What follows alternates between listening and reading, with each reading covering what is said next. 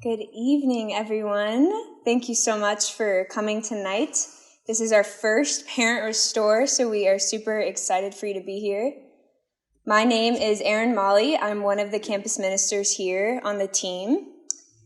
We are very excited for you to experience Restore, which is something that has been a profound and powerful encounter with Jesus that our students have had this semester. It's something Pius has been doing for a while, but this year especially, the Lord has just poured out on it. And this last Restore that we had with students, there was over 300 students at it. So we hope that you are able to encounter Jesus in that same way. Yeah, that tonight's just a time of rest and receiving the Lord into your heart. And I will explain more of how the night will go after our first speaker. So we are going to have Scotty Sullivan share his testimony with us. Many of you probably know Scotty, but for those who don't, he will share more of that in his talk. But what I know about Scotty is that Scotty is one of the most joyful, fun, energetic people I've probably ever met. He is so good at his job and being the face of Christ to the students here. He just makes the faith cool, and it's like a broken record hearing students come by being like, "Where's Scotty? Where's Scotty? Is Scotty in here?" You can find Scotty doing many sorts of things on his workday, either having deep, serious conversations with students or having dance parties in our office that always end in him doing a handstand, or just making lunch duty like really cool. I don't know how you do that, but they love it down there. Something particular, he loves singing too, and the song that he sings the most is 9 to 5 by Dolly Parton, which doesn't align with Scotty and how much he works. He actually won an award this week at our faculty party that was most likely to pay rent at Pius if he had the option. So Scotty's awesome. The man loves Pius. He loves being a Bolt, and he's very good at loving your children. So without further ado, please welcome Scotty.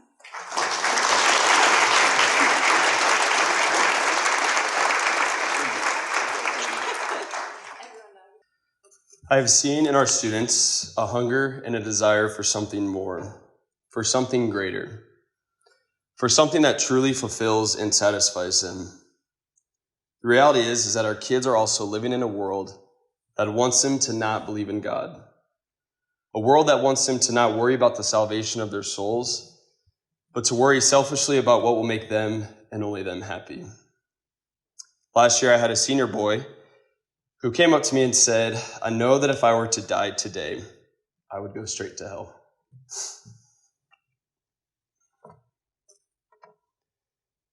This is exactly where Satan wants him to be, and exactly where Satan wants us to be.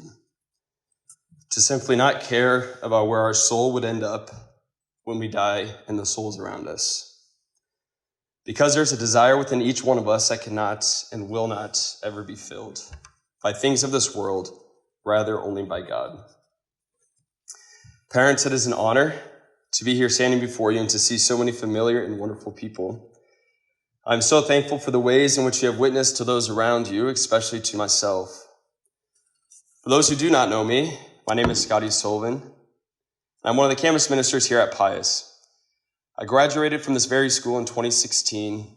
I attended the University of Nebraska for 2 years before discerning the seminary. I spent 2 years at St. Gregory the Great Seminary discerning the Catholic priesthood. After much prayer and discernment, I realized that God was calling me back into the world, if you will. I re-enrolled at UNL, where I received my bachelor's degree in elementary education, and I've spent the last 7 years helping on countless retreats, giving talks, teaching Totus Tuus for 4 summers, and I've coached many sports and teams. This all, ultimately, led me to where I am today, having a passion to serve the youth and to lead them to Jesus. I've loved every minute of this job and being the face of Christ to every student and teacher in this building. Parents, one thing I've noticed is that our students and kids are looking for someone to invite them, someone to challenge them, someone to disciple them, someone to lead them to heaven. Are we willing to do what it takes? Are we willing to be bold? It was the spring of 2016, and my sister was in her sophomore year here at Pius. She was a wonderful tennis player, won state here 2 years in a row. During the state tournament of her sophomore year, she was playing a team in the doubles semifinals. It was an intense match, and Pius ended up pulling out the victory. The girl she beat was an atheist and wanted nothing to do with God. As you may know, tennis is not really a sport that allows you to talk to your opponents. There were no words exchanged between the two teams, but a few years pass, and my sister and this girl are both at UNO. They both find themselves at the Focus C conference. Her former opponent walks up to my sister and says, "You don't know this, but the joy that you had on the tennis court inspired me so much that I knew there had to be more than life than what I was living for. There had to be more to life than what I was living for." She then got signed up for RCIA classes and became Catholic the following year. Are we willing to live out our faith in all that we do? Are we willing to let the light of Christ shine through us? Are we willing to be this sort of example for our children, despite what the world is saying? This girl had a desire for more. She did not know what that more meant, and she did not know where she would find that. But she found it on the tennis court at the state tournament in 2016 and has never looked back. It does not take much. Simply showing up and living a joyful life can have a lasting impact on our students and children. I think back to the ways in which I was raised and what got me to where I am today. My parents have always been the best examples to me. There was never a Sunday Mass that we missed, despite the summer busyness of club sports happening every single day. They set the standard that our faith is something we do, and it's something we take seriously. Their boldness was something that helped me and my 4 siblings remain Catholic through all these years. It's not what they said, but more how they lived their lives with boldness and invited us to do the same.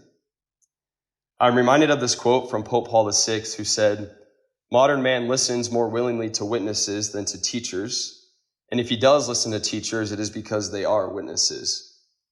We can teach and say all the right things, but if we ourselves are not living it out, why would our students or our children want to live it out for themselves? Last year, I taught 6th grade religion. I loved having deep spiritual conversations and discussions with these kids. Yes, these kids were 12, but to see their desire and thirst for something more was inspiring. I did an activity where I asked the kids to answer this prompt anonymously. What role does God play in your life? There were 60 total kids in 6th grade, and I put all the responses on a PowerPoint and let each class sit in silence while they read what their classmates wrote.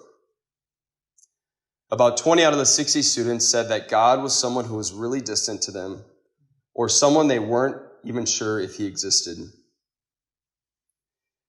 This led to some beautiful, vulnerable conversations about why this was the case. They are dealing with so many voices telling them it's not necessary. Sunday Mass is optional. Holiness is not for everyone. And then they begin to fill this God-shaped hole with things of this world and are left even more unsatisfied. This desire for more, for something greater, is within all of us. We will always be left unsatisfied unless we have experienced a true encounter with Jesus. By the end of last school year, there were 6th graders who were riding their bikes to Mass, 6th graders inviting their parents to go to Mass with them, 6th graders talking about Jesus like he was their friend, and even encouraging their non-Catholic peer to become Catholic, and so much more. But Jesus is not just for our kids. Jesus is not just for those who desire it. Jesus is for all of us. He desires to be a part of each of our lives, no matter where we are at right now. He wants to radically change all of our lives and to share it with everyone around us. When I came back from seminary, I was in classes with a lot of the same people, so I got to know my classmates very well, all females. One Monday morning, my friend who was addicted to drugs and had recently lost her mom looked at me and said, "How are you this joyful right now? You must be high on drugs." And the reality is that souls are dying around us, and they need you to be a light in their life. Are you willing to give it all to him? Are you willing to be his disciple? Are you willing to lead others along this journey to heaven? It will be difficult and trying, but I promise it will be so rewarding to let Jesus be the center of your life. The time is now for us all to go all in, because we are all made for something more, for something greater. And I want to leave you with this quote from Pope Benedict. The world offers you comfort. You were not made for comfort. You were made for greatness. Thank you.